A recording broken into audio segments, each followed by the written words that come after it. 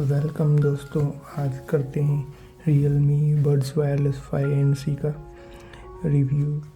मैंने इसको 4 महीने यूज़ किया है, उसके बाद ये रिव्यू कर रहा हूँ। मुझे ये पड़ा 1600 रुपये का। सबसे पहले पैकिंग देख लेते हैं। पैकिंग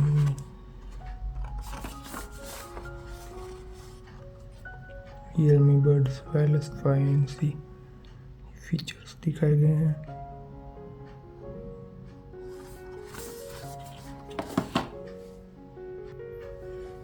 इसके साथ होते हैं ये बड्स, और ये कोई टाइप सी केबल नहीं आता चार्जिंग के लिए, और ये मैनुअल आती है। ये इसमें एक दो इन्फॉर्मेशन ऐसी है जो शेयर करना चाहूँगा। इसका चार्जिंग टाइम 1 आवर है। ये रहा मैनुअल के साथ आता है। इनपुट जो लिखा है 1 एम्पियर का, वो सच बात है। इनपुट आपको हमेशा कम एम्पियर के चार्ज से ही देने चाहिए, ताकि बैटरी लाइफ भी ज़्यादा साल चल सके। इसके साथ ही ये लार्ज और स्मॉल बढ़ जाते हैं, मीडियम इसके साथ ही आता है। अब डिज़ाइन की बात करते हैं। एनसी का एयर बनते रहता है, plus minus volume up down, और ये मल्टी फंक्शन बटन। कोड भी ठीक है। प्लास्टिक बिल्ड है, और लास्ट में एक इसका मैं आपको बताऊंगा।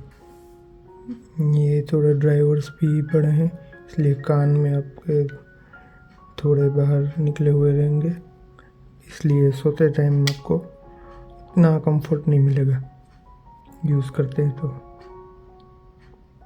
अब कनेक्टिविटी की बात करें तो इसमें ब्लूटूथ 5.4 का सपोर्ट है।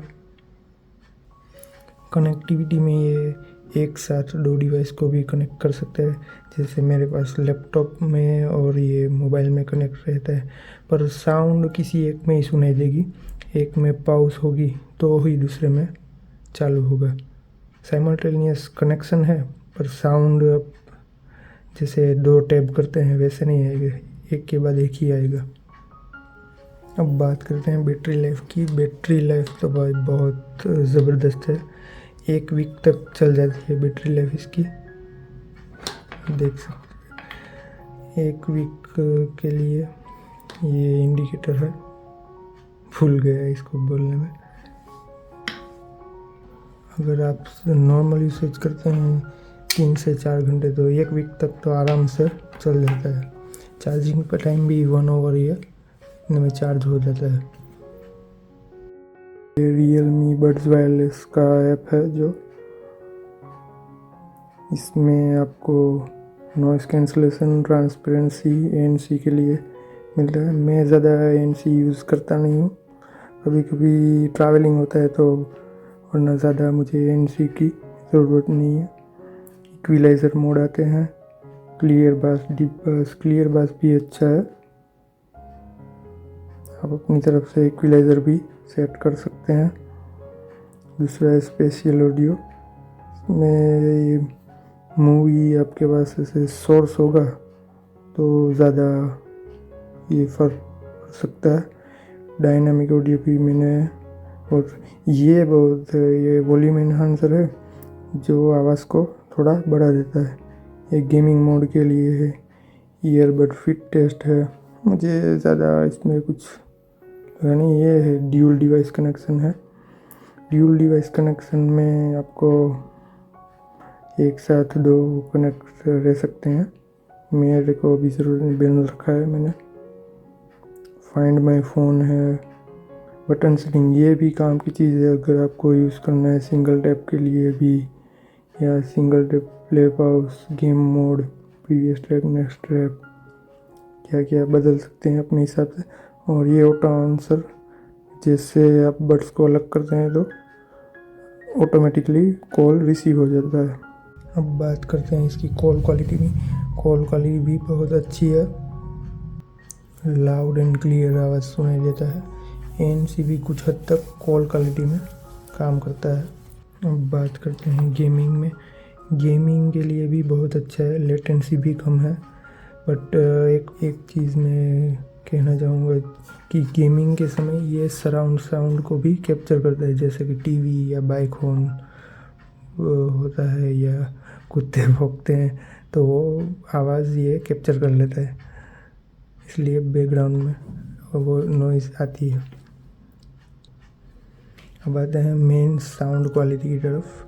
साउंड क्वालिटी में भी बहुत अच्छा है। एक सब कंपनी की एक ट्यूनिंग होती है, ये रियलमी वो थोड़ा बास की तरफ ट्यूनिंग रहती है इनकी। इससे पहले मेरे पास ओप्पो एनको M32 था, उसकी क्लियरिटी इससे भी ज़्यादा थी, पर इसमें बास ज़्यादा है और लाउडनेस तो बहुत है। ओप्पो M32 के मुकाबले तो बहुत लाउड है। मैं तो 30% के ऊपर तो सुनता ही नहीं हूँ, इतने में ही काम चल जाता है। बट इसमें भी साउंड क्लैरिटी तो अच्छी ही है। बास वाले को तो बहुत, वो बूमी बेस नहीं है, अच्छा ही बास है, स्ट्रॉन्ग बास है। अब बात करते हैं कॉन्स की।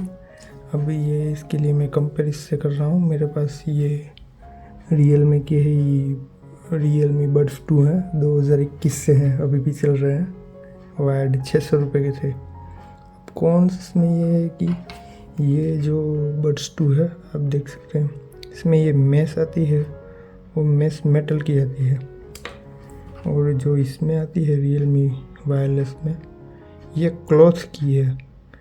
इसका डाउन पॉइंट ये है कि ये जब क्लीन करते हैं तो 1 साल में ही टूट जाती है। मेरे ओप्पो के वायरलेस में भी यही हुआ था। फिर आपको रुई डालनी पड़ती या कुछ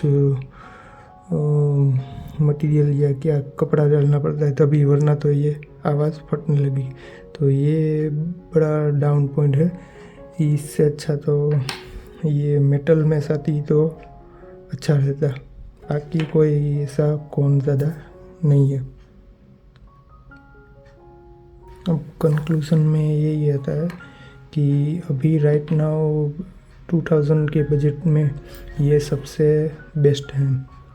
मैंने रिव्यूज़ भी चेक किए, मैं पॉजिटिव रिव्यू तो देखता ही नहीं, ज़्यादातर नेगेटिव रिव्यूज़ या क्या इसमें कोई कमी रहती है या क्या होता है, बाकी कोई मुझे ज़्यादा कमी नहीं। पर 2000 के बजट में अभी प्रेजेंट में ये बेस्ट है, आप ले सकते हैं।